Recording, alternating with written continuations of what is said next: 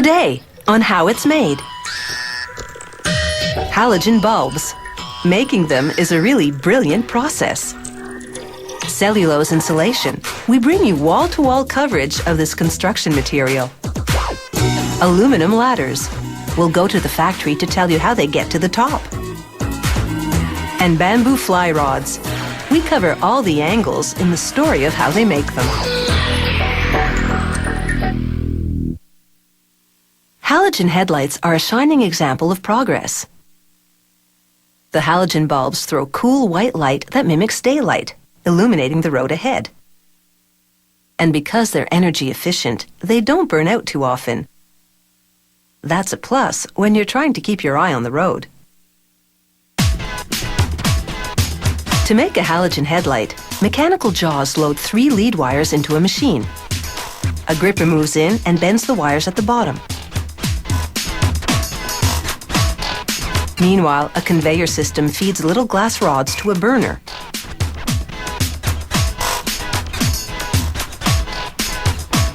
The softened glass is now pressed onto either side of the lead wires, encasing them. Next, a welding head fuses tungsten coils to the lead wire assembly. The coil is the filament, the part of the bulb that emits light. Over at another station, a mechanical arm loads a glass tube into a machine head. A burner aims a flame at the center to soften it up. Then mechanical heads pull the glass at both ends as the burner continues to fire heat at the middle. This creates a neck in the tube. Now mechanical arms position the coil and lead wire assembly under the newly shaped glass tubes. Grippers lower the glass tube over them so they sit under the neck. Burners move in and encircle the glass at the bottom, softening it.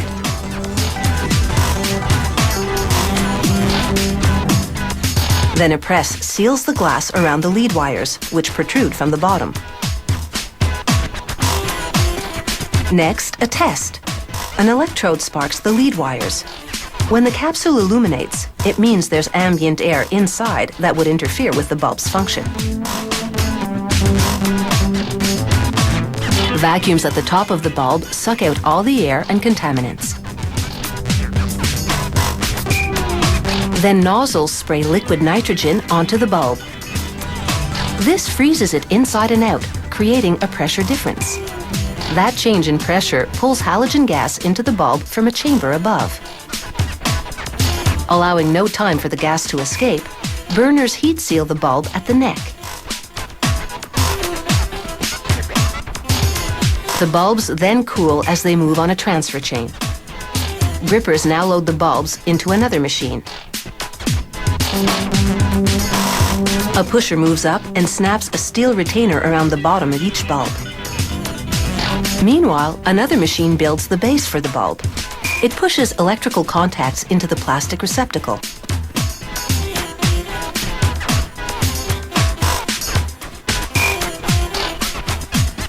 This is the view from the bottom. These prongs will eventually connect the headlight to the vehicle. Next, jaws flip the bases. They load them onto a tray on tracks.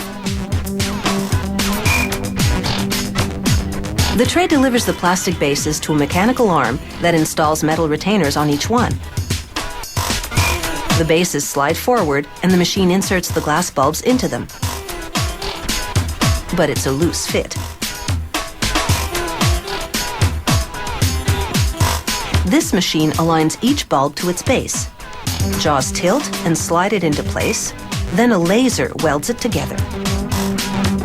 This alignment is critical. Coils for the low beam and high beam mechanisms must be precisely positioned for the headlight to project the right light. Next, a series of claws pick up the bulbs.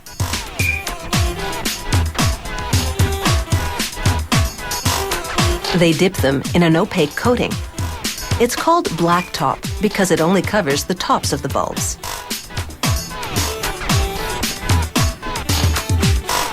This will direct light out of the sides of the bulb. Now it's time to take these headlights for a test drive, so to speak. A bracket holds them down, while probes underneath energize them to make sure they work. A plunger places a gasket around the base. This will seal the headlight capsule to the automobile. And now, they're ready to shed some light on any highway situation.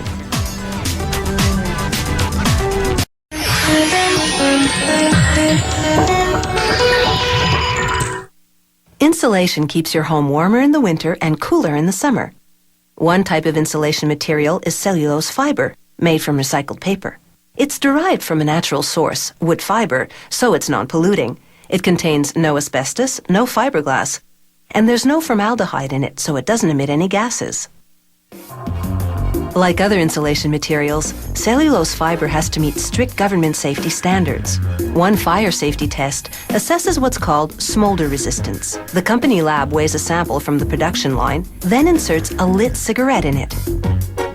Once the cigarette burns out, which takes an hour or two, the lab weighs the sample again. The weight loss must be less than 15%. How they make cellulose insulation isn't very complicated. It all begins with recycled paper, delivered in bulk.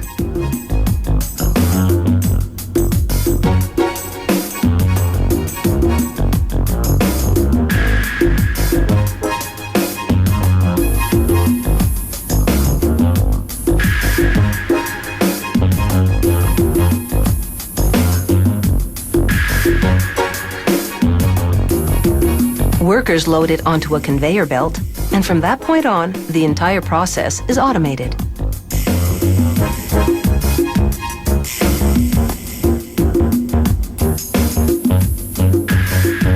The paper first goes into a machine called the primary mixer. It separates the bunched up pieces, preparing them for shredding.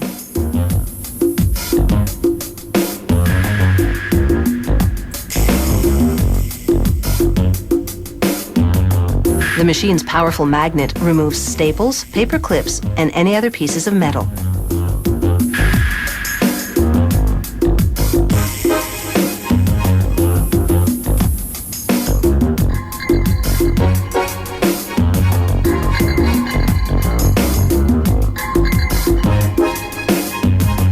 From there, the paper goes into a shredder, which rips it into pieces about 5 centimeters long. The factory mixes the shredded paper with boric acid, a natural compound that acts as a fire retardant. It also makes the insulation pest resistant, and it helps fend off mold, wood decay, and corrosion. Now a machine called a fiberizer shreds the paper into tiny pieces, only about 4 millimeters long, and it mixes them with more boric acid.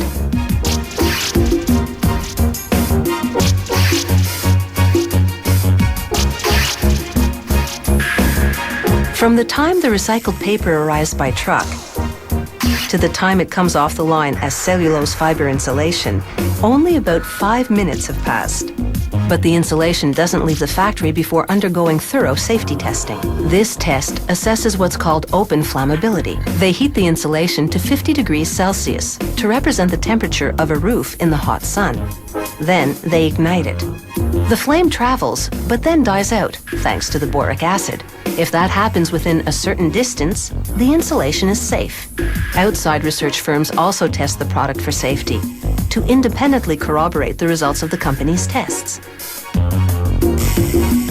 The automated packaging equipment blows 11.3 kilograms of insulation into a bag, at the same time compressing the fiber into a block.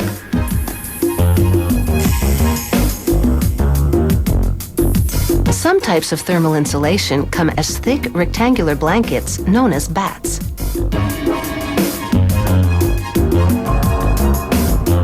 You install them by hand, fitting them snugly between the wall studs.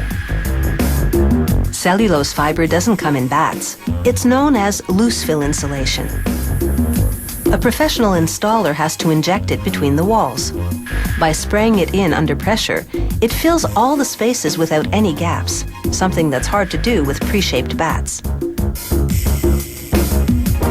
Insulating performance.